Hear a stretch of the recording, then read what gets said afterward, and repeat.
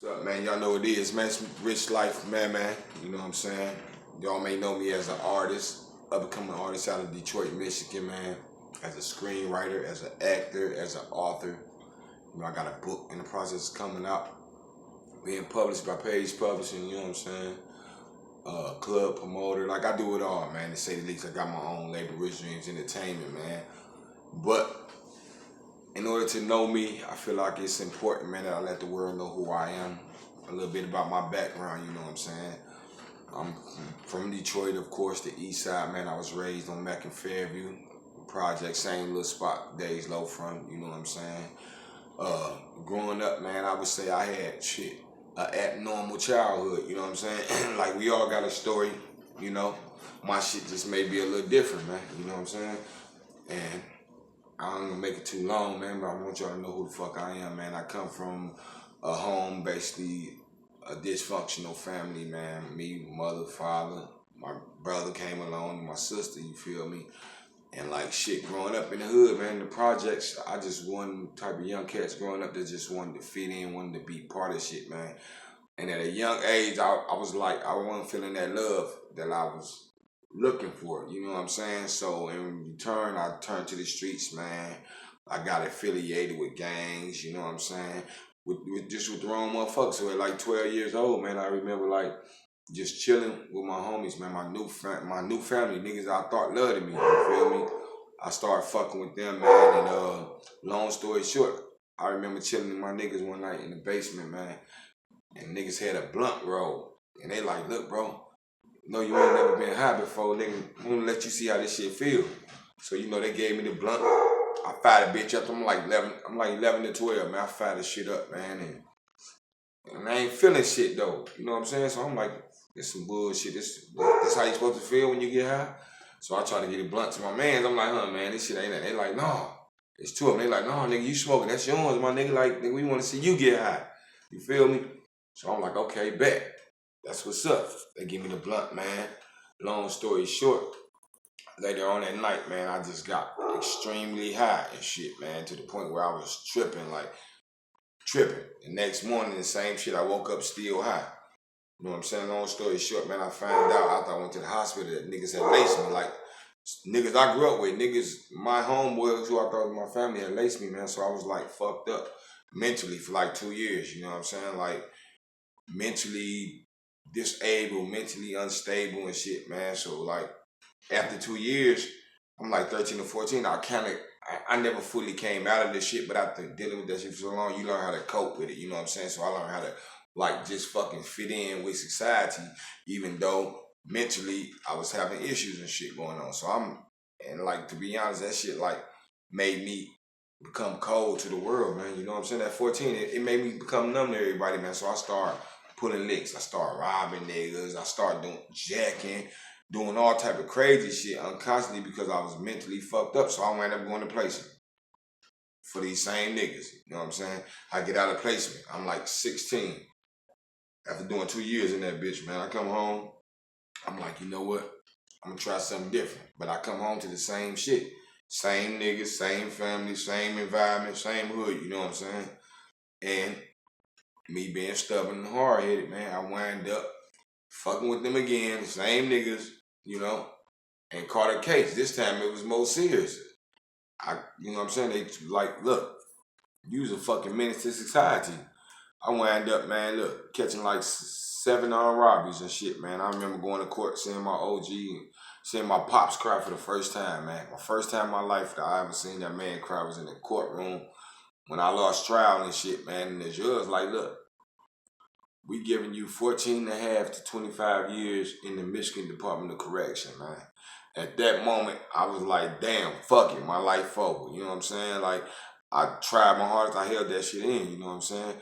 And like, the shit had me fucked up mentally. And I'm kind of jumping around, man, because it's a touchy subject. So if I jump back a few years, just rock with me, man. You know what I'm saying? But I wind up getting sentenced from 14 and a half to 25 years in prison, man.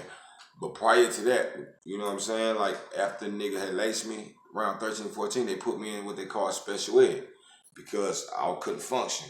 So I'm in special ed, man, right? This shit, I can laugh at it now, but I'm in special ed. I went from being in the class with 30 motherfuckers to being in the class with 4 motherfuckers in the bean bag. You know what I'm saying? We had bean bags in that bitch, man. And it was shit like that. I wasn't telling nobody like that. That shit was just building up. It was fucking me up even more because I ain't had nobody to talk to. It got to the point where niggas started bullying me. You know what I'm saying? I used to ride the little small ass bus. You feel me? So I'm going through all this shit. Nigga don't lace me. I'm fucked up. Now I'm in the class. I'm getting bullied. I'm getting teased. You know what I'm saying? I'm like, damn, the fuck I'm gonna do? You know what I'm saying? And it just made me that more like numb to the world, man. And I can tell you, like, in high school, man, I played quarterback. I was dope as fuck. Southeastern High School, anybody know me. I was starting quarterback, all state, did all that shit. But the fact I couldn't keep my grades up, you know what I'm saying? Because it's like this. When you in special ed, nigga, you get teased, you get bullied. And I always been a fly type of nigga. So it's like I never wanted the females to really know who the fuck I was, you know what I'm saying? So I was living like a double life. I used to fucking, my last hour, dog, I swear, I never stayed in that bitch. That's why I failed. Because I got to the point like, look, what I'm going to do before school out, this bell ring, I'm going to beat everybody up out this bitch so nobody know what class I come out. So every motherfucking day, 7 hour, like 5 minutes before the bell ring, I leave out. I tell the teacher, I got to go to the bathroom. You know what I'm saying? Just because I ain't want to be seen coming out that bitch.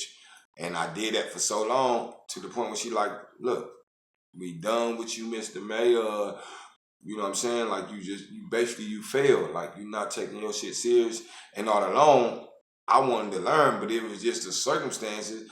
I couldn't function. You know what I'm saying? Then you got me in the class. I went from being a flyest nigga, elementary, middle school, to being dysfunctional in the class with dysfunctional motherfuckers. You know what I'm saying? So jump around again, man. You know, all that led up to the pain and shit that I had in my heart. So I wound up going to prison, man. Since the 14 and a half years in prison, man, from 2001 to 2015, you know. And there is like, I was banging, I was stabbing niggas, doing all type of wild shit, you know, shit niggas do to survive, man. In the joint, and it just came like 2013, that's when my life changed for good, you feel me? It was July the 4th, man, when I lost my old dude. I'm like, wow, you mean to tell me this shit really happened? Motherfuckers that close to you can really die on you while you in prison, you feel me? So that shit right there, like, had took me to another darkness, man. I was at a darkness. I was suicidal. I was like anything you could think of, man. I was going through it. You know what I'm saying? And I laid in my bed, probably like a few weeks after he passed, and I heard a voice, and he was like, get up out that bed. You got something to live for. You know what I'm saying? And I sat at my table. I got chills not talking about it. I sat at my table, man, and I said, what can I do to occupy my mind and take my mind off of reality for a second? And I said, you know what? I'm going to write a movie. You know what I'm saying? And even then, I was spelling okay, you know. But I was like, I'm going to write a movie. So I sat down, man. I had shit in the joint. You get like a bunch of notepads and shit. I had like 20 notepads. I spent my whole conversation. I went, you know what I'm saying? I started writing down the concept. I'm like, damn, this dope. Then I came up with a couple scenes. And one scene turned to two. Two turned to 10. 10 turned to 20. And before I knew it, bro, within a week's time, I had a movie script complete. And I read it back, and I used to let nigga get feedback. So I let a nigga read it. What you think about this, man? And they was like, it was deep. And the actual first movie I ever wrote was called The Gift, man. And it was basically on the cancer awareness and shit. Because my old dude had passed from cancer, man. And it's like, after that point forward, when I just started coming up with concepts, it's like I could hear his voice coaching me when I'm doing this shit. Like, motherfucker was freaked out. Like, how the fuck did you write a whole movie in a week? You know what I'm saying? It's like the thoughts was there. His spirit was working with me, man. So I did that from 2013 up to 2015, I believe, 2014, end of 2014. And I was like on the yard, man. This was another life-changing experience for me. I was on the yard, man. I had fucking pain in my leg, like in my back of my calf. And I'm like, what the fuck? I ain't worked out. I ain't did nothing, you know? So I wound up, like, after 2 days of consistent pain, I go to the doctor. I'm like, look, man, I got pain in my fucking leg, like this shit here, I need something for this shit. They like, well, let's do x-rays and ultrasounds and all that shit. So long story short, they wound up doing this shit and found out I had a blood clot in my left leg. You know what I'm saying? At the time, I ain't know what the fuck it was. I'm like, okay, well, that ain't shit. You know, and they was like, well, look, this shit's serious, it can kill you. We're gonna put you on some shit called blood thinners. So we give you a shot 2 times a day in your stomach. So, you know what I'm saying? They giving me a shot and everything cool for a minute. Then like a week later, I start having problem breathing. I'm like, what the fuck? I go back to the hospital, they do the x-rays, ultrasounds again. They like, look, you got 2 blood clots, 1 in each lung. You know what I'm saying? They like, if it's spread, you will die. You'll suffocate and die, point blank period. So take this medicine. I'm like, damn, this shit's serious, you feel me? And a week, and I swear to this, how you how my luck is. A week later from that, man, I went and used the bathroom, right? I'm like, damn. I got now manual on blood thinners. I went to use it, and then I got up. I looked in the toilet. I see a toilet for the blood. I'm like, what the fuck? Hold on, man. What the fuck going on? So I go to the doctor. I let them know. They do some shit, man. Colonoscopy, whatever. And they like, look, you got colitis. You got ulcerative colitis in your stomach and shit. And because you got colitis, we got to put you on the steroids. You know what I'm saying? And the trick of it is, the problem is that you got only colitis in your stomach, but you got a blood clot in your leg and your 2 lungs. And the blood thinners we giving you cause you to thin out your blood. It also cause you to bleed more. They say, so look, you got a situation like, you know what I mean, an abnormal situation, because here it is, we got to give you shit for your colitis, steroids, but you got the blood thinners. And if you take them, but you having colitis, you can bleed out. You know what I'm saying? So they're like, we got to make the best determination. So they had Lansing medical doctors and all type of shit, like trying to evaluate my case, man. So they wound up